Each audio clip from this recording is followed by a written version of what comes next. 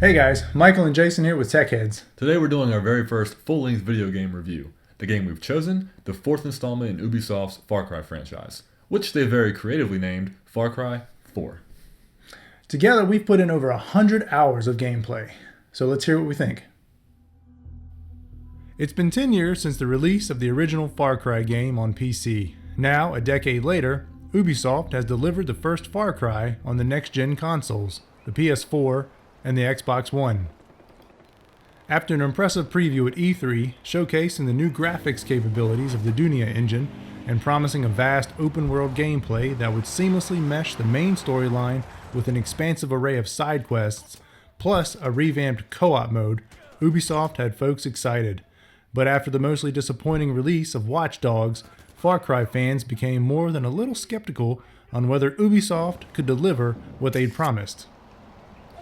The game puts players in the shoes of AJ Gale, or Gale depending on who in the game is talking, who's returned to his home country of Kyrat to carry out his mother's final wish by placing her ashes in Lakshama.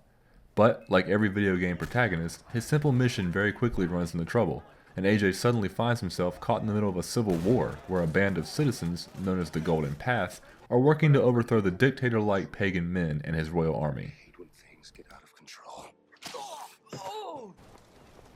Okay, the first thing you'll notice when starting Far Cry 4 is the game is absolutely gorgeous. The depth and detail of the landscapes and scenery, from the lakeside cabins to the far-off mountain ranges and everything in between, is breathtaking, and you'll find yourself more than once just standing still and admiring the view. What I found particularly impressive was the foliage, where every blade of grass and every leaf seemed to have a life of its own.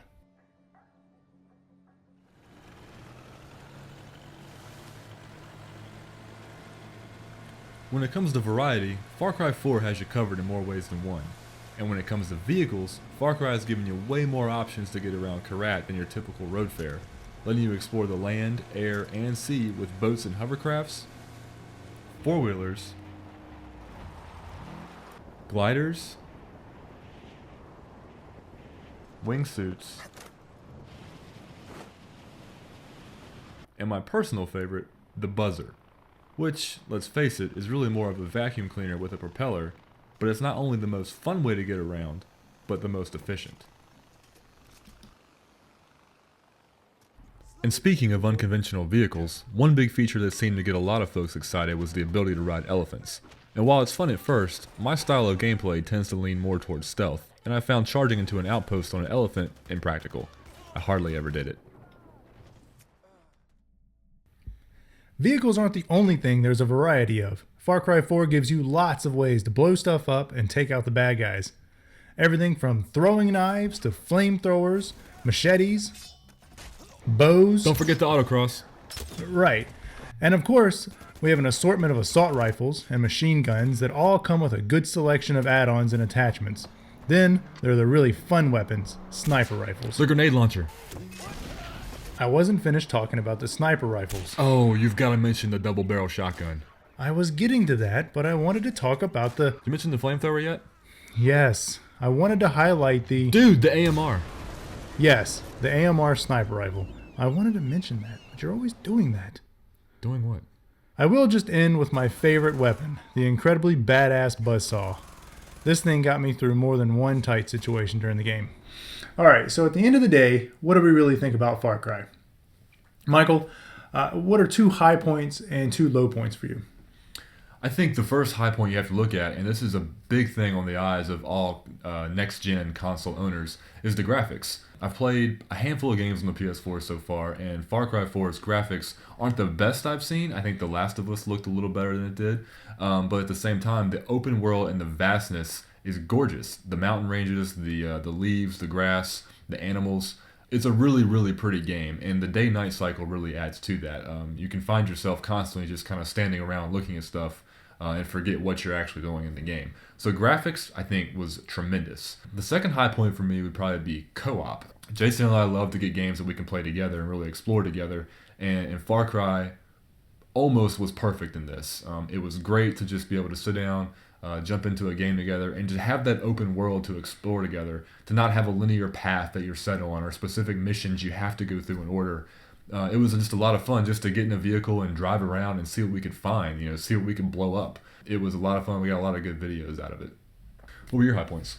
The campaign, but the side quests, all of the missions that you could do that could break up the campaign, because we all, we go through the campaign and it's not always, it's very linear. This game wasn't, but the side quests and the side missions that you could do at each outpost. The collectibles were great. They all worked towards the 100% completion of the game. It kept you engaged, and like I said, it just broke up the campaign. The other thing that I really liked was the variety of the vehicles and the weapons. Each weapon had its own unique high points and low points, so you could carry up to 4 different weapons into the campaigns or into the missions, and so you could really strategically place each weapon where you needed it to. It was a lot of fun. So what about your low points?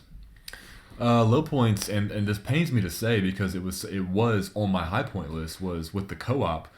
It was so much fun, but one thing that you and I discovered a little later than we would have liked to was the co-op progress that you made only counted for the person that was actually hosting the game. So if I was playing and I invited Jason into my co-op game, any of the outposts that we took down, any of the collectibles that we found, it was with the collectibles as well, right? I think it was, but definitely the outpost and the towers that we did. Fortresses, anything that you did together was only registering for the completion rate for the individual that was hosting the game. So we went through a couple hours of taking out outposts and the towers and the fortresses, and you went back to your game and you had to do it all over again. Yeah, there were a few things like weapons that once you unlocked a new weapon, and like if I unlocked a new weapon under your game, it would show up under my game. But it wasn't everything. I feel like it would have had more of a co-op open world feel if I jumped into your game, we did a couple outposts together, and that would also count towards mine. That would have been a lot more fun. I think the dynamic would have been a lot better. Yeah, nobody likes to repeat themselves in video games, and having to do something twice because you did it with co-op, but you needed to complete your game as well, was kind of a downside to that. The only other real low point that I have, and again, I really enjoyed this game a lot. There's not a lot negative about it in my opinion, but I had a hard time with some of the animals, and what I mean by that is it was an open world. You're in the jungle. It's a beautiful place, and Ubisoft did a really good job of making it feel very alive. And one of the things they did for that was the wildlife.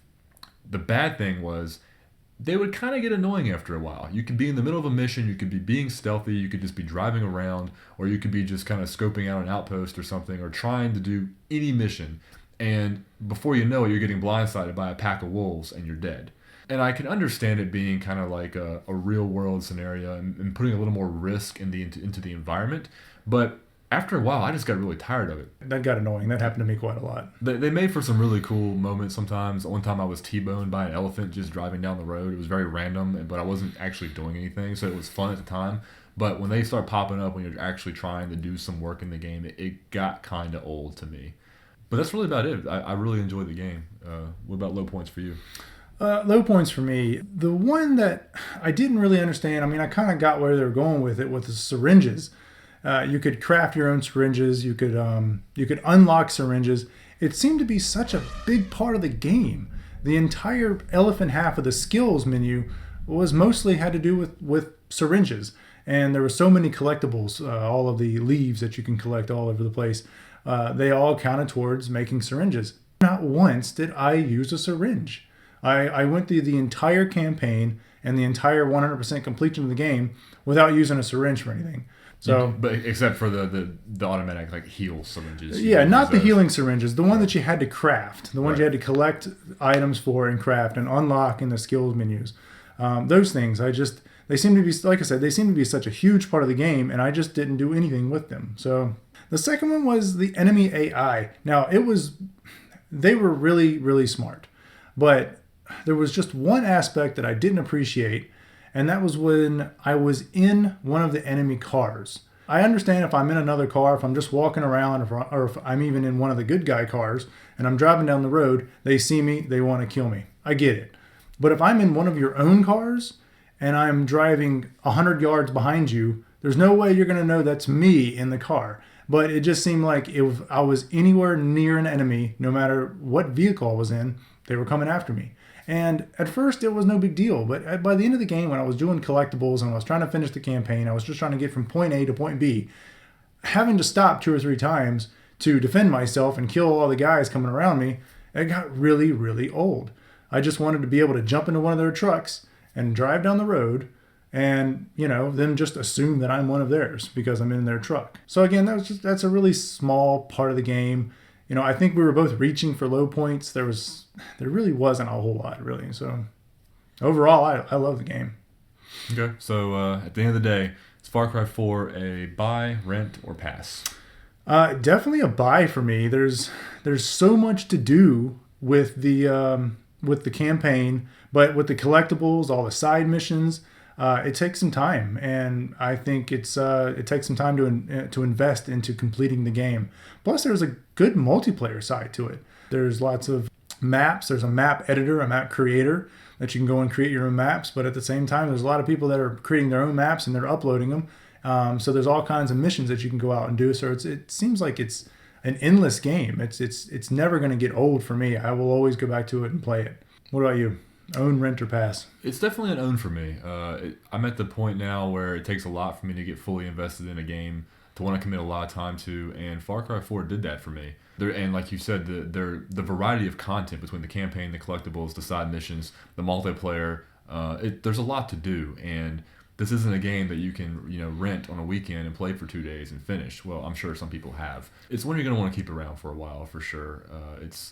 And definitely not a pass. If you're a next-gen console owner, PS4, Xbox One, we did only play the PS4 version. It's a really pretty game. It's a lot of fun. It's got some great mechanics, and I think it's definitely a buy. So there you have it. At the end of the day, Far Cry 4 has a whole lot going for it and not too much to complain about. With the gorgeous graphics, engaging gameplay, and variety in nearly every aspect of the game, Far Cry 4 guarantees hours of fun, whether you're on your own or playing online co-op with a friend. The TekHeadz crew rates Far Cry 4 a definite buy.